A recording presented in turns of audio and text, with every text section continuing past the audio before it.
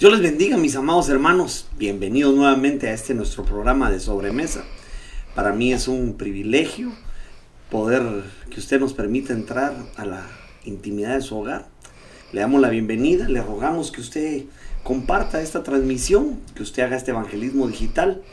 Y ya después de estos pequeños anuncios de los patrocinadores, Víctor, te doy la bienvenida. Víctor, buenas noches. Amén. Saluda ahí a los hermanos, bendecilos. Amén. Hermanos, el Señor les bendiga. Es una bendición poder estar nuevamente con ustedes y agradecidos con el Señor por este privilegio hermoso que nos da. Gloria Amén. a Dios. Y entonces, esta noche tenemos el gran privilegio de tener a un ministro primario en medio de nosotros. Le damos la bienvenida al pastor y maestro Estuardo. Pastor Estuardo, bienvenido a esta sobremesa.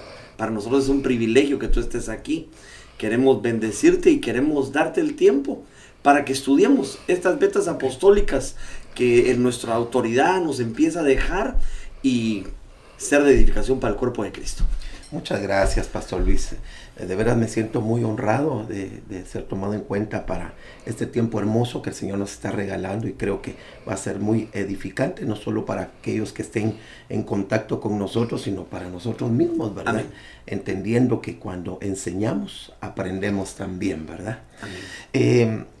Tal vez vamos a comenzar recordando que uno de los aspectos que fue importante para el Señor Jesucristo en su faceta de resucitado, antes de ascender y sentarse a la diestra del Padre, fue abrirle el entendimiento a sus apóstoles. Y si la Escritura dice que les abrió el entendimiento, pues entendemos entonces que el entendimiento lo tenían cerrado. Pero para él fue de una importancia, diría yo, superlativa, abrirles el entendimiento, y dice, para que comprendieran las Escrituras. Pero hay una versión que me llama mucho la atención, y dice que él les explicaba con sencillez la palabra para que pudieran entender las Escrituras. Entonces, el entendimiento definitivamente que es básico para poder entender estas verdades que el Señor ha dejado escritas en este documento santo para edificación de todos nosotros.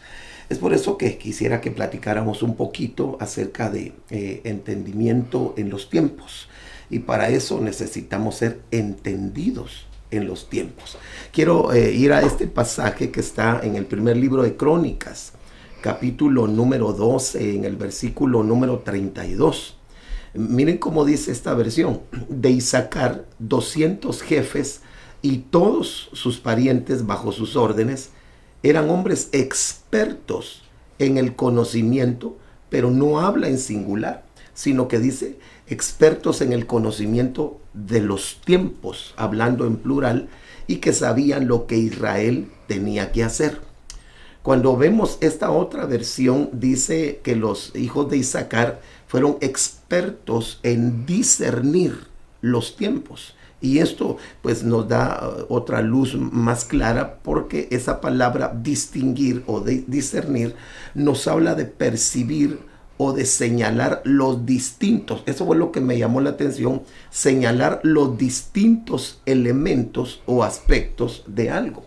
Y lo que vamos a tratar hoy respecto a los tiempos es ver y distinguir esos distintos elementos que conforman los peligros del tiempo final, que tanto los ministros como la iglesia estamos atravesando en este tiempo, y que es parte de nuestra responsabilidad ministerial poderle anunciar, poderle instruir, enseñar, y diría yo más bien advertirle a la iglesia de este tiempo los peligros por los cuales la iglesia está atravesando.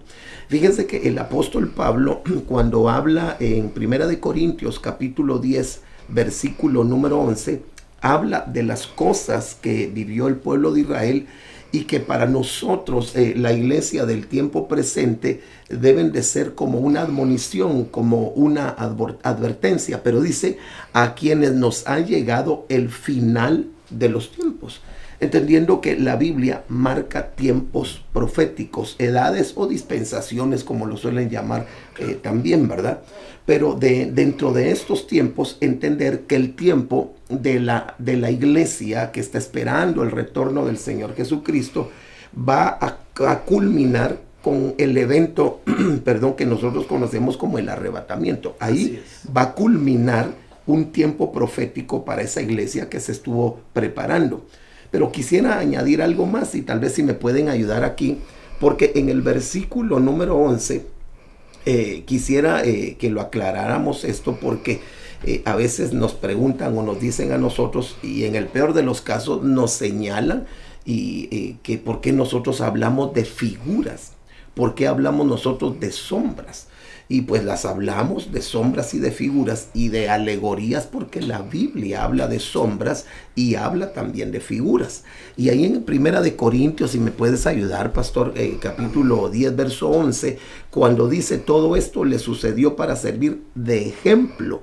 La palabra griega que aparece ahí es tupos. Y tupos tiene varios significados que en un momentito lo vamos a analizar. Pero ¿por qué es importante recalcar esto?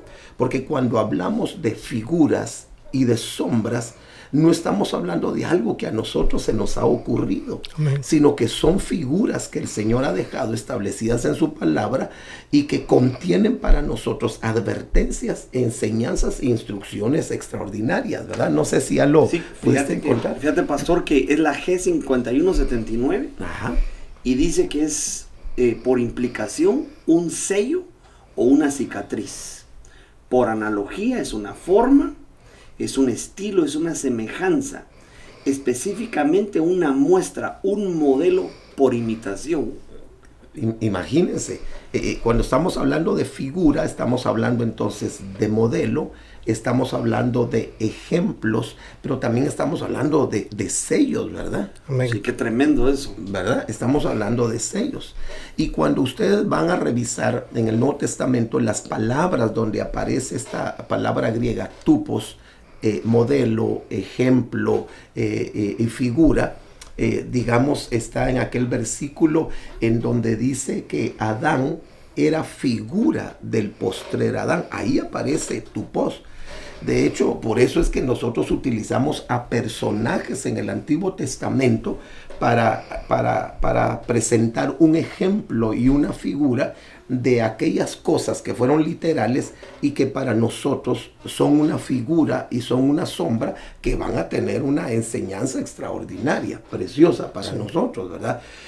También esa misma palabra tupos aparece cuando en la carta a los Hebreos, me parece, es donde habla de la figura del sacerdocio que a nosotros nos antecedió. Para que era ese sacerdocio que nos antecedió, era una figura, era una sombra, era un sello de aquello que iba a venir. Pero cuando tomamos como ejemplo el sacerdocio, según el orden de Leví, ese no es nuestro modelo, sino que el modelo es un modelo celestial que recibieron ese sacerdocio que nos antecedió, y que eso para nosotros, lo literal, ahora se convierte en una figura que es necesario que nosotros le podamos enseñar a la iglesia de este tiempo, ¿verdad? Porque eso va a contener mucha, pero mucha enseñanza para nosotros. Ok, pero aquí también está hablando esa misma palabra tupo de las cosas que vivió el pueblo de Israel y que van a ser un ejemplo, van a ser un modelo o una figura para nosotros, la iglesia, que a quienes ha llegado el fin de los tiempos. Entonces, por eso es que estamos tomando a la tribu de Isaacar, lo que fue dejado escrito. Por eso cuando uno escudriña la palabra y llega a palabras griegas o a palabras hebreas, se han dado cuenta que dice literal o figurativamente. Claro. Hay otras que dicen literal, figurativa y espiritualmente, ¿verdad? Entonces, la palabra es literal, pero también de lo literal hay figuras que van a ser una enseñanza para nosotros. Entonces, estamos tomando a los 200 que llegaron a ser expertos en entender los tiempos. expertos en discernir los tiempos, porque para nosotros eso es una figura. Y me llama la atención porque, digamos, no fue la totalidad de la tribu de Isaacar que desarrollaron el discernimiento en los tiempos, sino fueran únicamente 200. Y esto es un dato bien importante, porque de todo el cuerpo de Cristo, son pocos los que alcanzan el desarrollar un entendimiento en los tiempos, porque como que no estuvieran interesados en los tiempos, sino que están interesados en otras cosas. Cuando en interesarnos en el discernir y en el entender los tiempos, vamos a recibir esas advertencias respecto a los peligros y no caer en ellos, porque ya estamos caminando de hecho en esos peligros. Cuando hablamos de tiempo, por lo menos podemos hacer una subdivisión de los tiempos. El tiempo Lam, que es un tiempo que nos habla de la eternidad, que nos habla de un tiempo que está fuera de la mente, del tiempo Kairos, que es un tiempo espiritual, y del tiempo Cronos, que es un tiempo terrenal. Y ahí es donde me quiero detener un poquito para hablar de los peligros del tiempo final, que es uno de los tiempos que nosotros necesitamos entender y enseñárselo también a la iglesia, que ya está caminando en los tiempos finales y está caminando en los tiempos peligrosos. Cuando el apóstol Pablo se lo advirtió a Timoteo, pues imagínense hace cuántos años de eso. Pero ¿a quién le está tocando vivir, caminar en medio de esos tiempos? A los ministros del tiempo final y a la iglesia que le ha tocado vivir este último trecho previo al arrebatamiento para el cual nos estamos preparando. Entonces quiero llevarlos aquí a la segunda carta del apóstol Pablo a Timoteo, capítulo 3, verso 1, porque hay mucho que podemos ir sacando de ahí. También debes de saber esto, le dice Pablo a Timoteo, que en los postreros días, y ustedes saben que los postreros días se aperturaron con la muerte y resurrección del Señor Jesucristo. Eso se lo revelaron a Job. Cuando a Job le dijeron, se lo inspiraron, yo sé que mi Redentor vive y que en el día final Él se levantará de en medio de las cenizas, ¿verdad? Entonces entendemos que la resurrección del Señor Jesucristo marcó el postrer tiempo para nosotros. Y de ahí se vienen 18 características de la humanidad sin Cristo que van a ser para nosotros una advertencia para no caer en esos peligros en los cuales, repito, ya la iglesia y los ministros estamos caminando. Del verso número 2 al verso número 4, entonces se enumera un listado de 18 características de la humanidad en el tiempo final. Pero que somos advertidos para que esas características o ese perfil de la humanidad no sea imitado por la iglesia en este tiempo. Y entonces el primer peligro que aparece ahí, amadores de sí mismos. Ese es un peligro terrible y eso lo tenemos nosotros que relacionar con el narcisismo.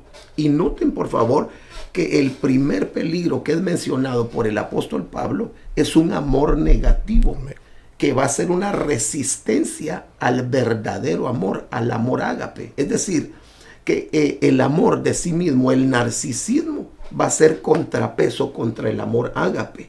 Ese amor que ha sido derramado por el Espíritu Santo, y aquí entonces entraría otra temática, la importancia del derramamiento del Espíritu Santo y de mantenernos llenos del Espíritu Santo para no ser afectados con estos amores negativos, que es el amor a sí mismo. La Biblia, cuando nos habla del amor orientado adecuadamente, dice, amarás al Señor tu Dios. Así es. ¿Verdad? Primeramente, y a tu prójimo como a ti mismo. Pero este primer peligro está desordenado y está desequilibrado. Porque si bien es cierto que debemos de amarnos a nosotros mismos, nosotros tenemos que ser el segundo lugar en ese listado de amor. El primer amor es para Dios. Así es. Y yo no puedo amarme a mí mismo si no permito que el Espíritu Santo desarrolle amor para Dios primeramente. Entonces, amar a Dios primeramente, me amo a mí con un amor equilibrado, y después puedo amar a mis semejantes. Pero este peligro es el peligro del narcisismo, y eso es bien tremendo. ¿Por qué? Porque estaba pensando antes del programa, y tal vez aquí voy a necesitar de su ayuda, y no sé si nos va a dar tiempo para ver las otras 17 características. Porque fíjense que estaba viendo en la escritura que hay 4 libros que mencionan una boda.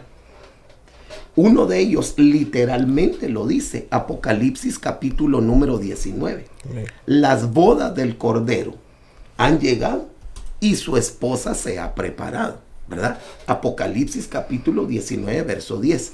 Y hay otros 3 libros en el Antiguo Testamento que hablan en figura, por eso resalté lo de la palabra tupos, que hablan en figura de 3 mujeres que son un ejemplo, un modelo, una sombra, una figura, una alegoría de la novia, de la desposada del Cordero de este tiempo. En el Antiguo Testamento hay más mujeres, pero solo hay 3 libros que mencionan en figura a esta entidad femenina que consideramos que es la desposada del Cordero. Ahora aquí es donde vamos a platicar un poquito, mis amados. Amén. Apocalipsis 19:10 habla de las bodas del Cordero literalmente. Y para eso los ministros estamos preparando a la novia.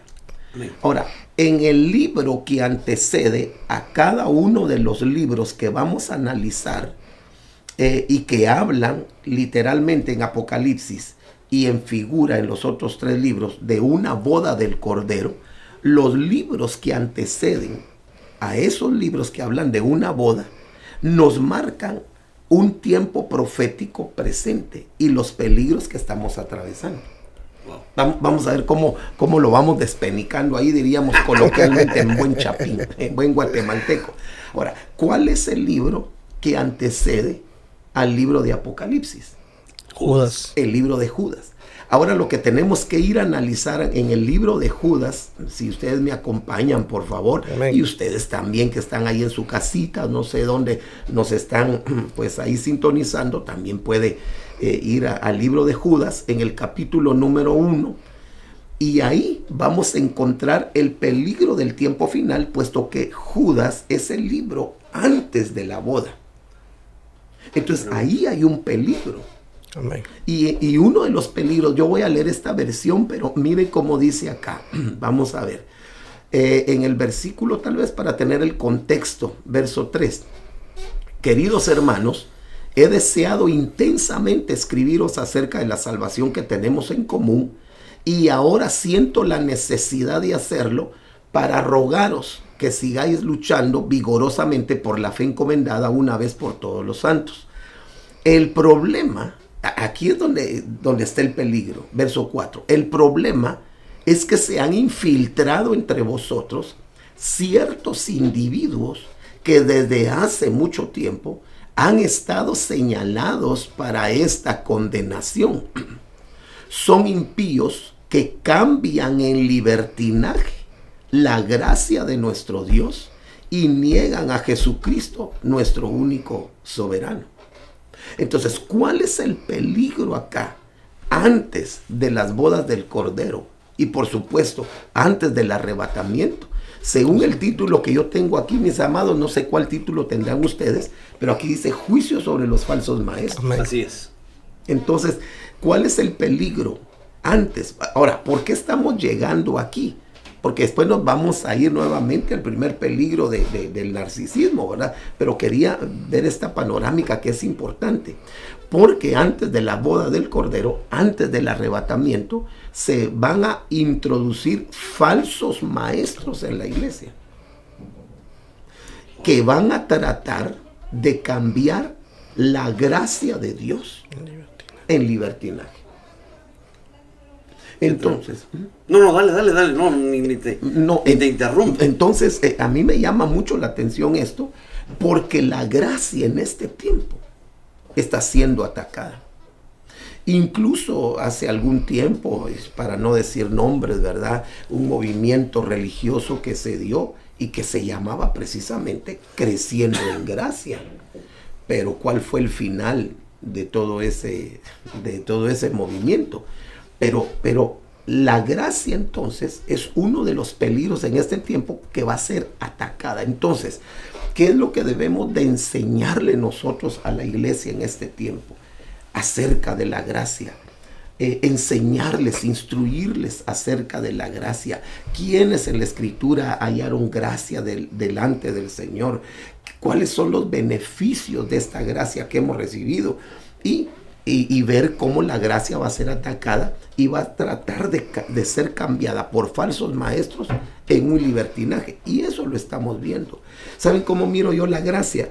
Como caminar en ese equilibrio, en gracia, sin irnos a esta punta de lazo, legalismo, ni tampoco para la otra, libertinaje, disensión, desenfreno, como creo que lo dice también en el griego ahí, pero no sé si tienen algo que aportar más. Pastor, yo quería preguntarte, o quería tal vez si esto es a manera de aportación, porque es increíble lo que tú hablas en el libro de Judas, de estas falsas enseñanzas, y se me venía a la mente el primer principio del peligro que me dijiste, que eran narcisistas, y me acuerdo que en Mateo y en Marcos dice que en vano me rinden culto porque enseñan preceptos de hombres. Entonces yo te quería preguntar, y pues tal vez si tú nos llevas ahí, ¿no será que ese narcisismo va bien relacionado con esta falsa enseñanza? Porque como distorsionan la gracia genuina de Dios, van poniendo en el pueblo, antes de este arrebatamiento, van poniendo en el pueblo preceptos de hombre, preceptos de libertinaje, que pues parecieran que están bien.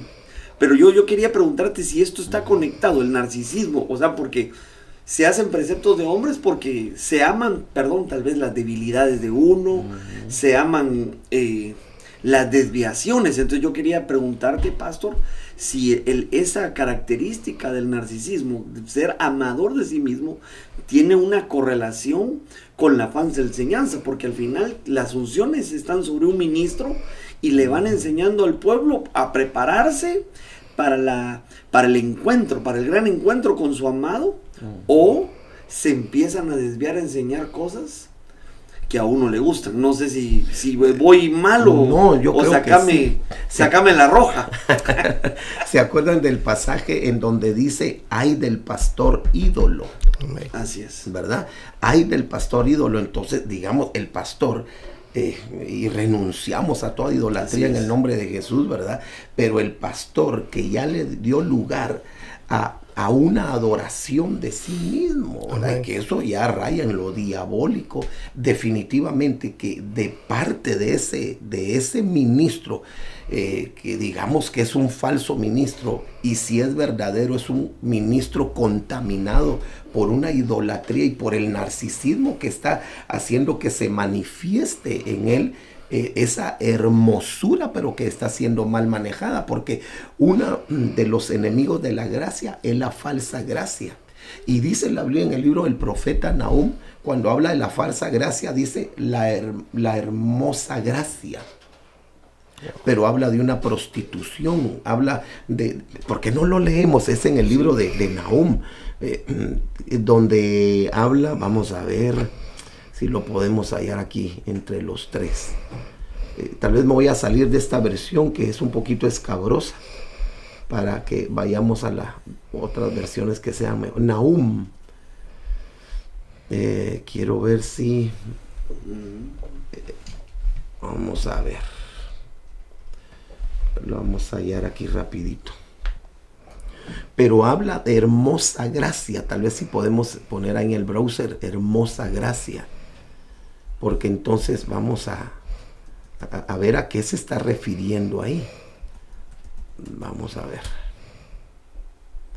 En Nahum, yo recuerdo que es en el libro de Nahum, pero en lo que ustedes ahí lo puedan encontrar, la relación que tú dices ahí del narcisismo con los mandamientos de hombre, tendríamos también que relacionarlo con el libro de los Hechos, capítulo número 15, en donde ahí los judíos creyentes, los judíos que habían creído, le decían, prácticamente obligándole a los gentiles creyentes, que para ser salvos ellos se tenían que circuncidar. eso le dio lugar a una doctrina de hombres, de hombres, que no estaba avalada por el Señor, ¿verdad? ¿No lo han encontrado todavía? Hermosa gracia, creo que dice el pasaje ahí, vamos a ver. Hermosa gracia. No lo tengo aquí. Ay.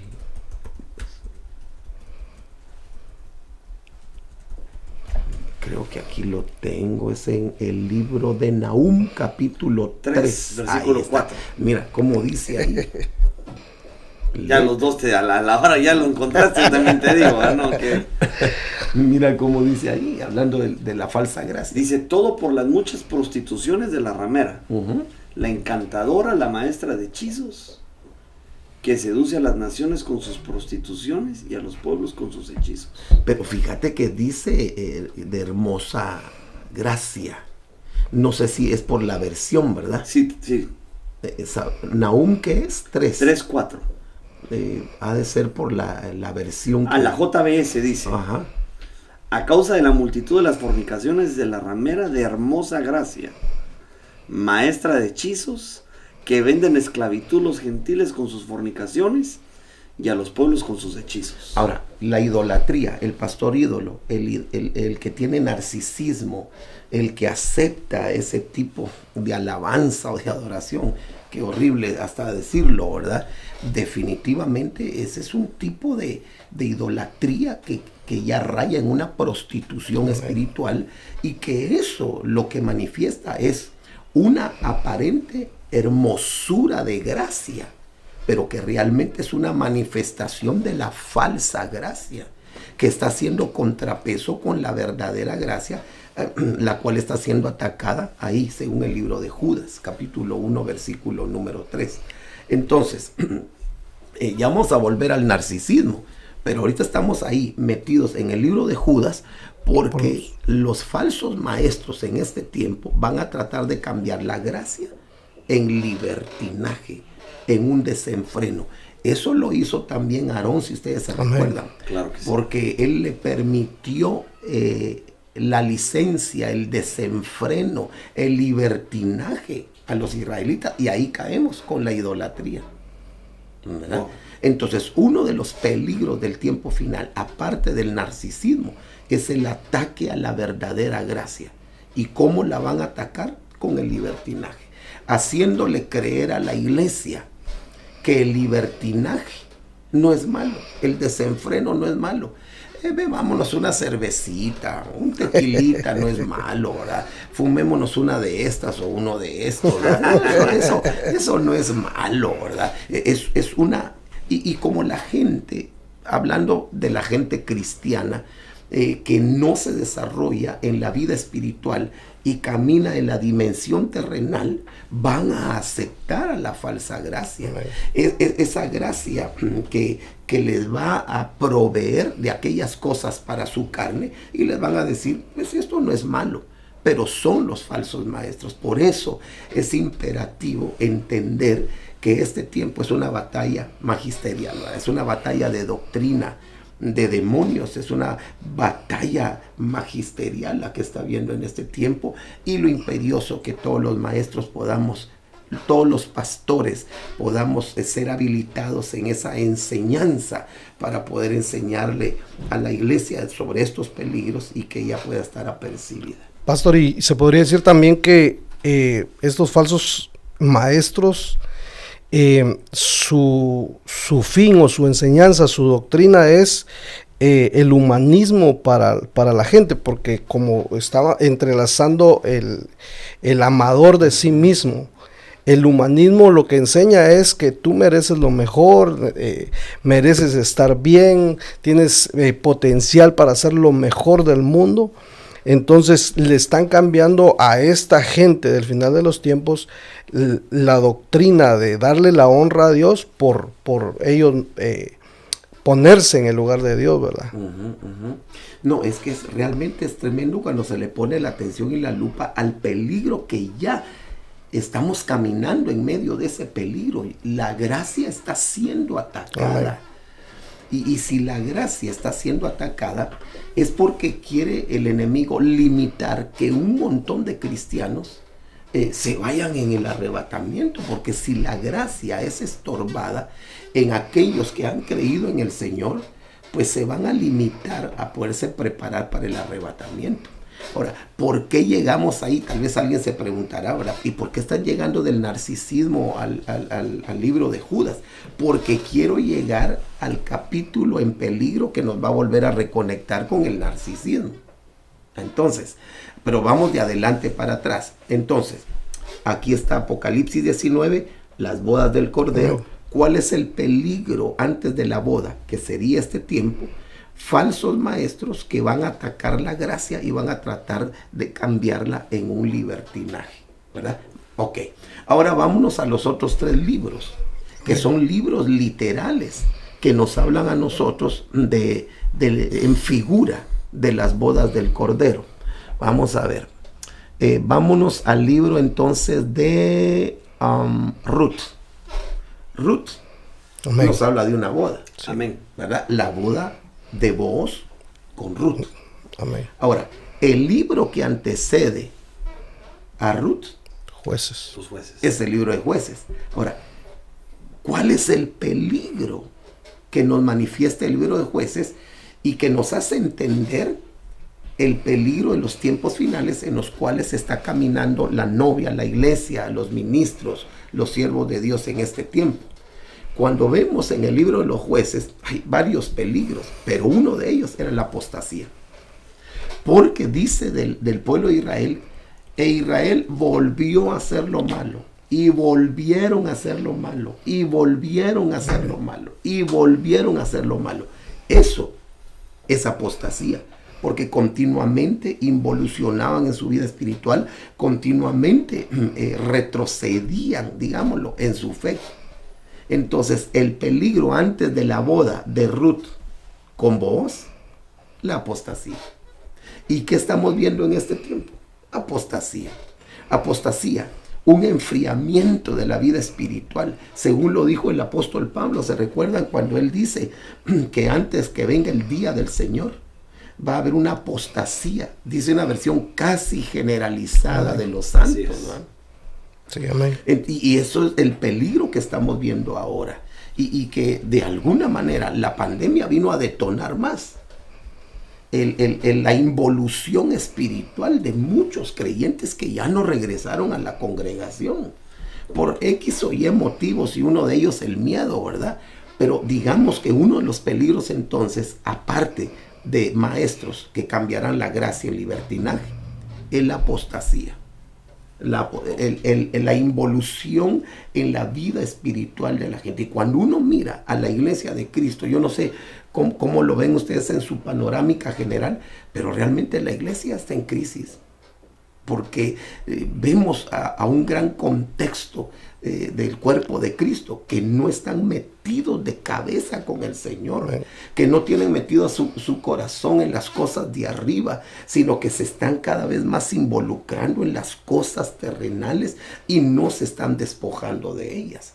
Apostasía sería otro peligro. No sé si querían aportar algo más acerca de eso. Solo quiero leer Daniel 11:32, dice, hablando de este tiempo donde se manifestará el hombre inicuo, dice, con halagos hará apostatar a los que obran inicuamente hacia el pacto, mas el pueblo que conoce a su Dios se mostrará fuerte y actuará. Tal vez sí puede repetir, porque mira, ahí tendríamos que unir el narcisismo, la idolatría. Claro. Dice que con halagos Amén. Hará apostatar. Entonces estamos conectando esto, halagos. Digamos, alguien que tiene el problema de ser narcisista, de amarse a sí mismo, y lo alaban, Dios santo, ya es una bomba atómica. Definitivamente. Totalmente. ¿Verdad? ¿Y cómo es que decía el pasaje ahí? Dice, con halagos hará apostatar a los que obran inicuamente hacia el pacto, mas el pueblo que conoce a su Dios se mostrará fuerte y actuará. Y ahí está hablando de la administración del anticristo. Sí, amén. Del espíritu del anticristo en este tiempo.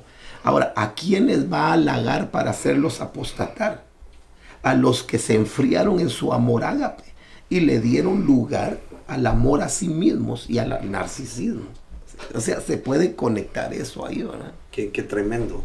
No, y mira, también como dice la Escritura, que debido al aumento de la iniquidad. Entonces, mira, yo estoy escuchándolo, estoy escuchando todos los grandes enfoques que estamos dando ahorita, y entonces veo que el libertinaje, todo esto va conectado a que viene un mover de iniquidad. O sea, lo hablamos de los jueces, o sea, esta apostasía como un ciclo repetitivo de pecado, o sea, y cometió mal el pueblo del Señor, y entonces iba retrocediendo, entonces recuerda que, bueno, nosotros nos han enseñado que el proceso de la iniquidad tiene un proceso, o sea, primero es una transgresión, y luego el pecado es errar al blanco, pero la iniquidad ya es con la constante, la constante de fallar. Entonces yo lo miraba ahí cuando tú hablabas de esto, yo miraba, o sea, sí, o sea, el peligro al final de los tiempos es este movimiento generalizado de la apostasía, donde la iniquidad, o sea, el pueblo del pueblo del Señor empieza a vivir ya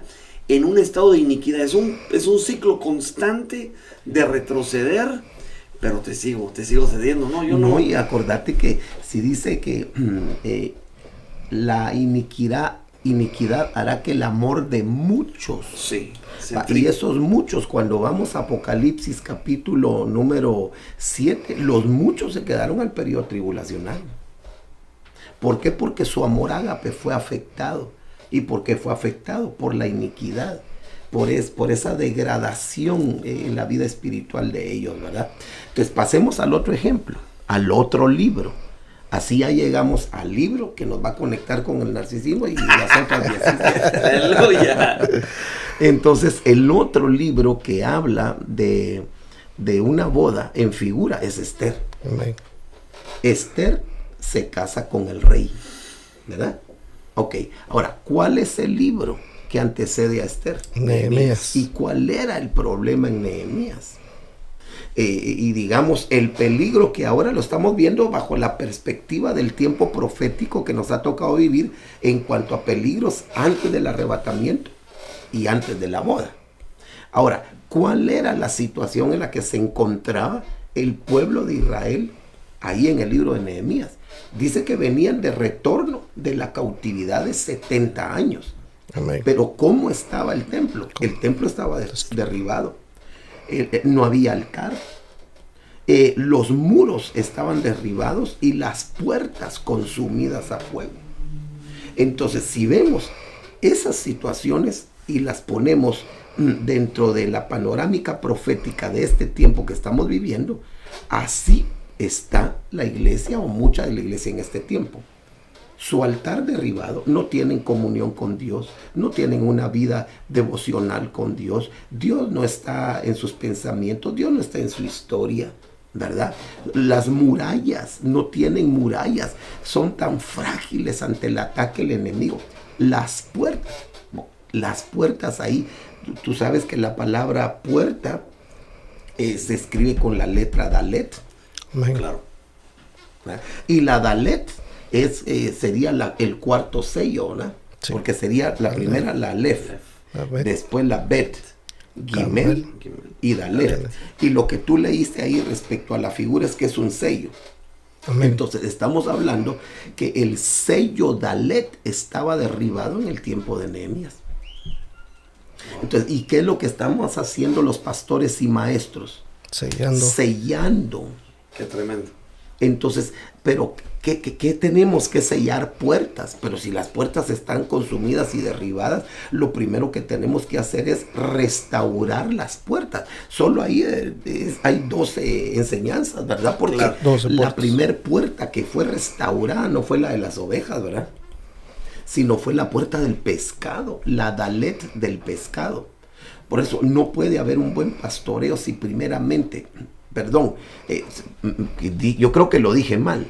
La primer puerta que fue restaurada fue la puerta de las ovejas. Sí.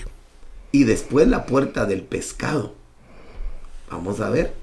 Así es, 3:1. Entonces el sumo sacerdote Eliasib se levantó con sus hermanos los sacerdotes y edificaron la puerta de las ovejas. Verso 1.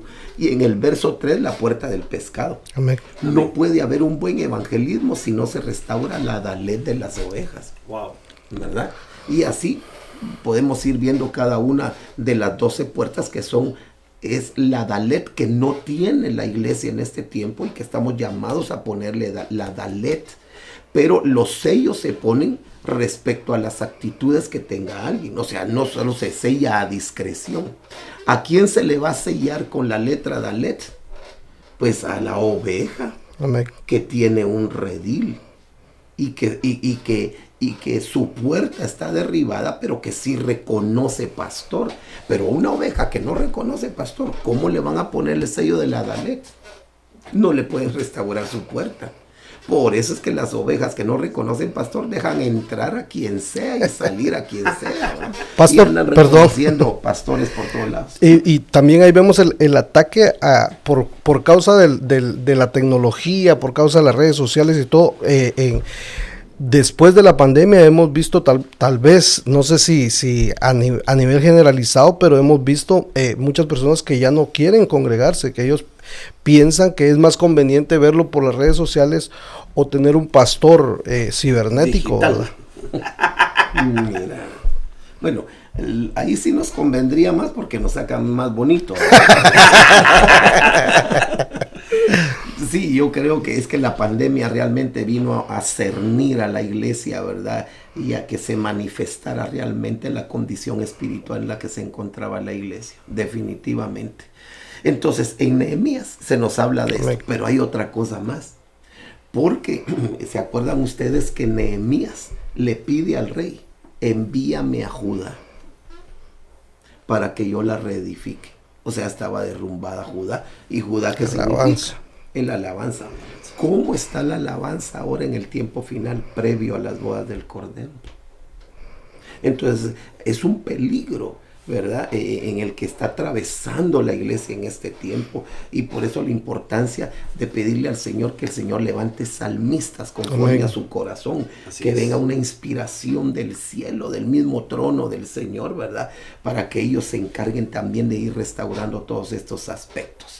Llevamos 41 minutos, no sé cómo vamos. No, vamos bien. Vamos bien. Pero, okay. Pastor, entonces, fíjate, pues, entonces lo que yo estoy viendo aquí, y perdona si te interrumpo, después te vuelvo a dar mira, me va a decir Víctor, pastor, vos predicas todos los días. Pero lo que estoy viendo es que este libro de Nehemías, lo que nos está hablando es que en el final del tiempo, antes de que venga esta boda, entonces, por causa de la cautividad del pueblo, entonces se pierde, lo quiero poner así, como la cultura del templo, porque estaba destruido todo, y entonces... por lo que decía. Por lo que... o sea, no... Y si la memoria no me falla tal vez, o si no me falla, recuerdo que en el libro de Nehemías, cuando empiezan a levantar, o no sé si es ahí en Nehemías, empiezan a levantar el sacrificio, los ancianos lloran, pero también los jóvenes que venían del cautiverio, no entendían el idioma, no entendían el lenguaje con el que... Entonces yo lo estaba viendo, porque esto para mí, lo que tú decías, pastor, es importante. Nosotros como pastores, como líderes, como guardas de las congregaciones, saber que el tiempo se aproxima, pastor, el tiempo de encontrarnos con el amado, pero vivimos este peligro de que podemos estar cautivos, el pueblo puede estar cautivo, y entonces lo que eso produce es que es una destrucción de la cultura del templo, y como lo mencionaba Víctor, entonces empezamos a cambiar las formas, como dice la escritura, empezamos a cambiar el modelo, porque todo lo que hacemos es conforme al modelo. No sé si me estoy desviando o... No, es que el templo estaba derribado porque Nehemías, contemporáneo de Esdras. Claro. Esdras restaura el templo, el altar, y a Nehemías le dejan los muros, le dejan las puertas y Judá.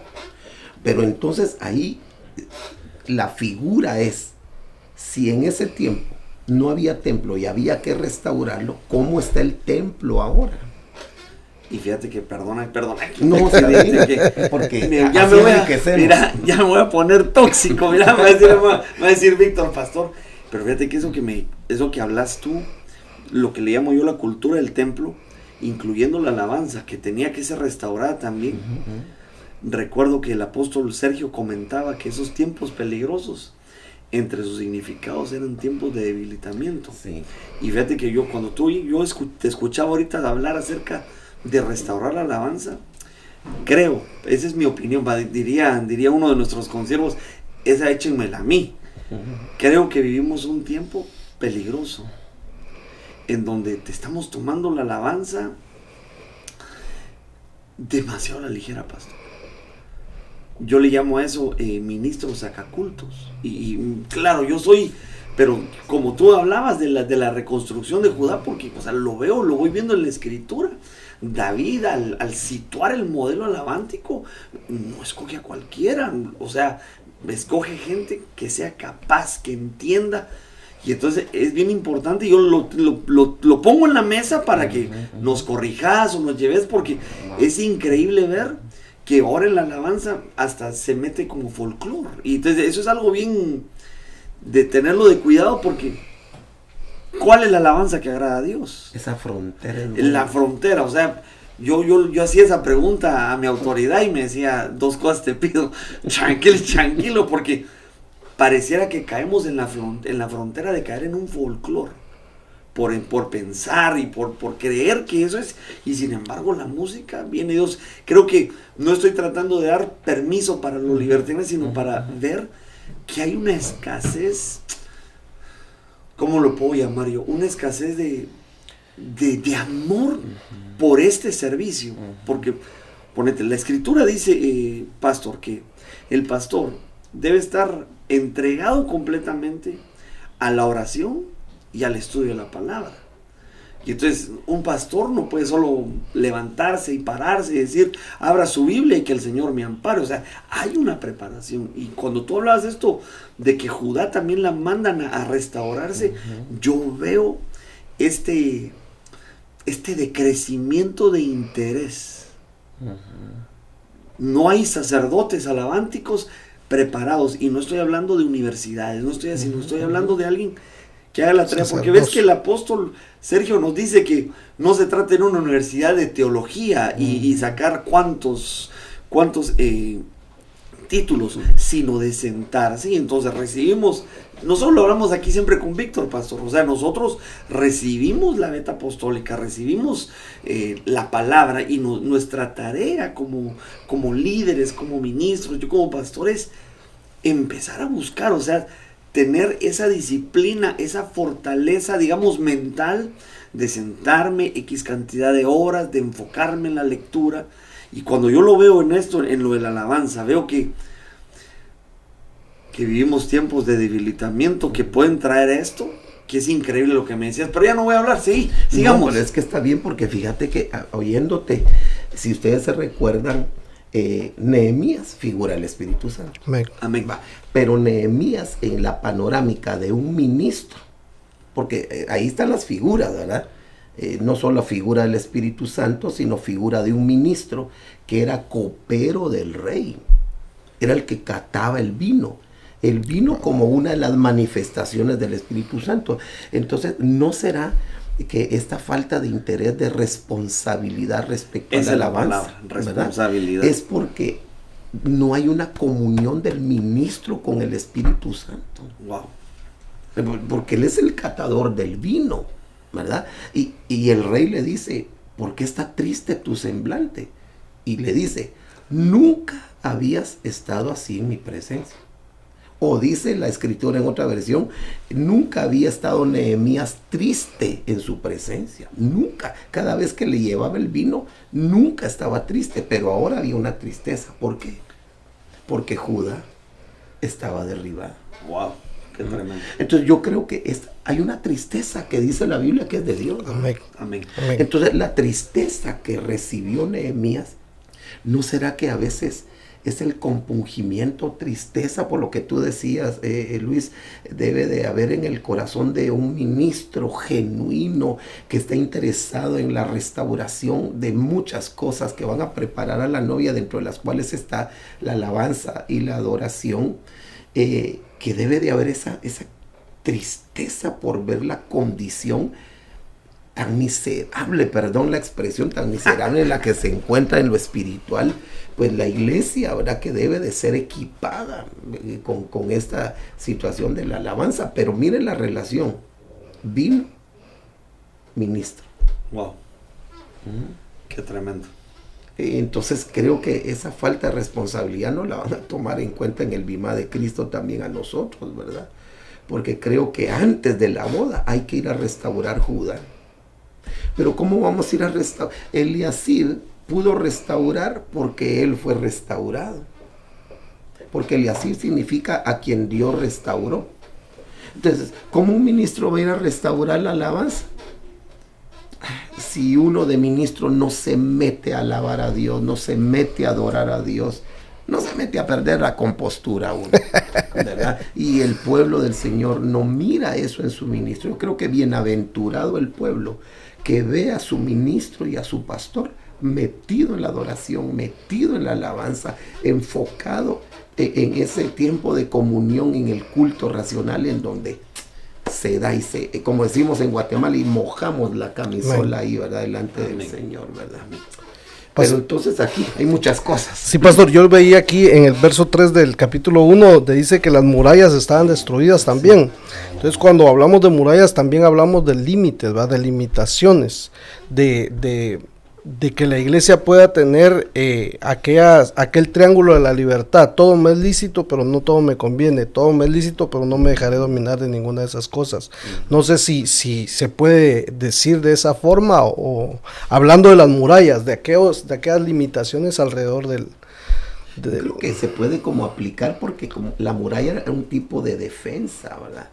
Y entonces al estar derribadas las murallas, están derribadas las defensas. Expuestos, ¿no? Expuestos, entonces la gente dice todo me es lícito, porque no tiene murallas de defensa, y a todo le dicen amén. Sí, pero la Biblia dice que todo me es lícito, pero no tienen ese triángulo de protección. Pero lo que voy a hacer me conviene, lo que voy a hacer me edifica, lo que voy a hacer me va a esclavizar. Hablando de cosas buenas. Sí. Porque cuando dice todo me es lícito, pues yo quiero dar por sentado que no se refiere a las cosas malas ni a pecados, sino a cosas buenas que no nos van a edificar.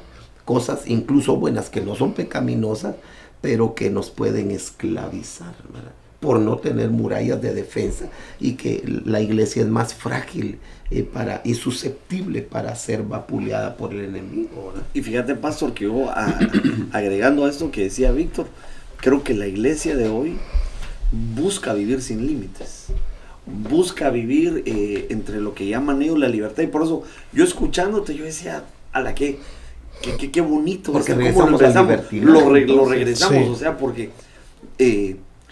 nos enfrentamos con una generación que no le gustan las limitantes, que no le gustan los cuadros, o sea, no les gusta el patrón, pero no el patrón de jefe, sí, tú dijiste, sino, dale. sino le gustan los patrones, no les gustan los patrones. Y yo me acuerdo que en el retiro de México, un pastor medio creído, no mentira, sino mi hermano, hablaba de los límites, y como un ministro, si no va poniendo límites en el ministerio, la sangre, si alguien se caía, la sangre y fíjate, nosotros como ministros a veces queremos ser como, fíjate Víctor, queremos hacer como, vaya, quiero ser el pastor cool, quiero ser el pastor que entiende, pero realmente el pastor bueno, yo creo que esa palabra no existe, el pastor, pero fíjate, pero al final nos damos cuenta que los tropiezos de las ovejas que nos dan, si no encontramos, mira el peligro, o sea, porque el Señor viene, y si no recuperamos, si no volvemos a construir las murallas, esos límites que nos protegen, que nos guardan, entonces la sangre del remanente de las ovejas que nos dieron a cuidar, entonces va a estar sobre nuestras manos. Y perdóname, yo escuchando al pastor Estuardo, qué gran responsabilidad de un ministro, qué gran responsabilidad de, como yo siempre te lo digo en las reuniones de liderazgo, ¿verdad? Alguien tiene que ser el malo, alguien tiene que decir, no, hasta aquí lo vamos a hacer, esto se va a hacer así, porque es bueno. No sé si no me acuerdo del versículo, pero dice que es bueno para el hombre ponerse un yugo desde su juventud, ponerse una forma de trabajo, obviamente, pastor, que esté conforme a la Escritura. Te dejo porque hablo mucho y me... No, y pero luego es que ahorita todos estamos rebobinando y estamos uniendo y todo, ¿verdad? Ya me enriqueciendo. estoy revolviendo. No, es que ahorita cuando te escuchaba hablar ahorita, me recordé que en el libro de Nehemías también dice que, no sé si es ahí donde toda la generación de Josué había muerto.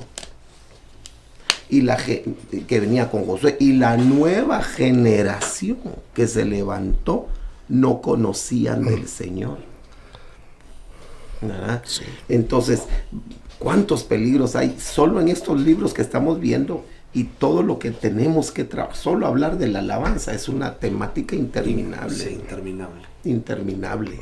No sé si podemos pasar al otro aspecto. Dale. Se nos está avanzando el tiempo, ¿verdad? Entonces ya llevamos Apocalipsis, Judas, llevamos Ruth, Jueces, y llevamos Esther, Nehemías. Ahorita, ¿cuál nos faltaría? Cantares. Ahí se casa la Sulamita con Salomón, ¿verdad? Amén. Y ahora, ¿cuál es el libro que antecede a Cantares? Eclesiastés. Y ahí es donde vamos a regresar al primer clavo allá que mencionamos con Timoteo, ¿verdad? Claro. Porque en Cantares se menciona una boda. Y en el libro que antecede, la panorámica profética del tiempo sería el tiempo que estamos viviendo. ¿Y cuál es el libro que antecede? Eclesiastés. ¿Y qué dice Eclesiastés? Vanidad. De vanidades. Todo es vanidad. Entonces es un tiempo donde la gente crece sin sustancia. Wow. No está interesada en las cosas que tienen sustancia. De hecho, la palabra vanidad se puede traducir también como lo transitorio de la vida, lo temporal.